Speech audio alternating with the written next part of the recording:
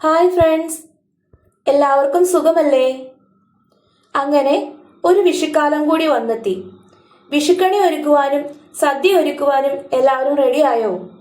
പണ്ടൊക്കെ വിഷുവിനോടനുബന്ധിച്ച് ഏപ്രിൽ മാസത്തിൽ പോകുന്ന കണിക്കൊന്ന ഇപ്പോൾ മാർച്ച് മാസത്തിലെ പൂത്തുതീരും.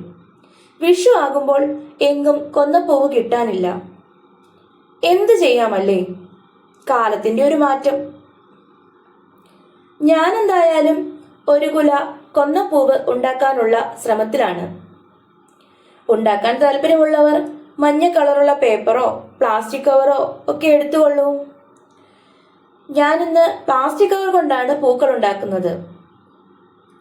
കൊന്നപ്പൂവിൻ്റെ തണ്ട് നിർമ്മിക്കാൻ വേണ്ടി ഞാൻ എടുത്തത് അരിപ്പാക്കറ്റിൽ നിന്നും മാറ്റിവെച്ച ടൊയിനാണ്.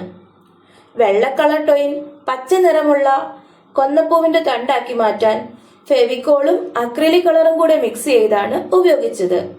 ഫെവിക്കോൾ ചേർത്തത് നൂല് ഇത്തിരി ബലമുള്ള തണ്ട് പോലെ നിൽക്കാൻ വേണ്ടിയിട്ടാണ്.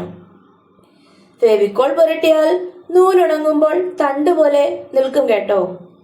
അത് ഉണങ്ങാൻ വെച്ച ശേഷം മഞ്ഞ കളർ പ്ലാസ്റ്റിക് കവർ മടക്കിയെടുത്ത് അതിലേക്ക് പൂവിൻ്റെ ഇതൾ വരച്ച് കട്ട് ചെയ്തെടുത്തു.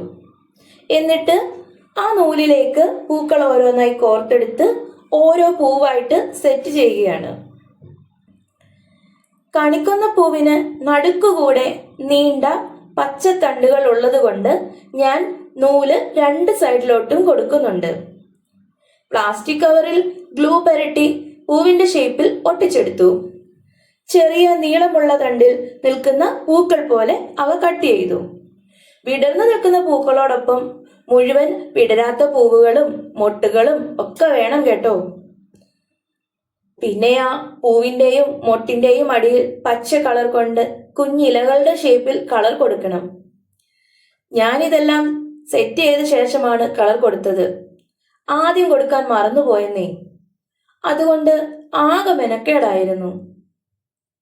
ആദ്യമേ കൊടുക്കുകയാണെങ്കിൽ മറ്റുള്ള പൂക്കളിലൊന്നും കളർ പിടിക്കാതെ കറക്റ്റായിട്ട് ആ ഷേപ്പൊക്കെ നോക്കി കളർ ചെയ്യാൻ പറ്റും.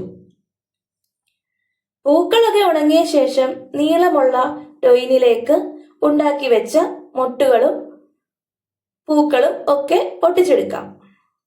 ഏറ്റവും താഴെ മൊട്ടുകളും അതിനു മുകളിൽ ചെറുതായി വിടർന്ന പൂവുകളും അതിനു മുകളിൽ നന്നായി വിടർന്ന പൂവുകളും അങ്ങനെ ഓർഡറിൽ ഒട്ടിച്ചെടുക്കാം. ഒറിജിനൽ പൂ പോലെ ആയില്ലെങ്കിലും കണിക്കൊന്ന പൂവ് കിട്ടാനില്ലാത്തപ്പോൾ ഇതൊക്കെ വെച്ച് അഡ്ജസ്റ്റ് ചെയ്യാം അല്ലേ? അതെ, നിങ്ങൾക്കൊക്കെ ഇഷ്ടമായോ ഇത്? എങ്ങനെയുണ്ട്? കൊള്ളാവോ? എന്തായാലും എല്ലാവർക്കും ഐശ്വര്യത്തിന്റെയും സമ്പൽ സമൃദ്ധിയുടെയും ഒരു നല്ല വിഷുവായി ഇത് മാറട്ടെ എന്ന് ആശംസിച്ചുകൊണ്ട് നിർത്തട്ടെ. അല്ല, സദ്യയുടെയും കണിയുടെയും കാര്യം പറഞ്ഞു, ബട്ട് മെയിൻ പോയിന്റ് അത് മറന്നു. എന്താണെന്നോ?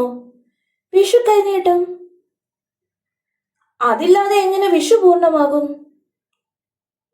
അപ്പോൾ എല്ലാവർക്കും കൈനിറയെ കൈനീട്ടം കിട്ടാൻ യോഗം ഉണ്ടാവട്ടെ. അതല്ലേ അതിൻ്റെ ഒരിത്. അപ്പോ happy Vishu in advance. By.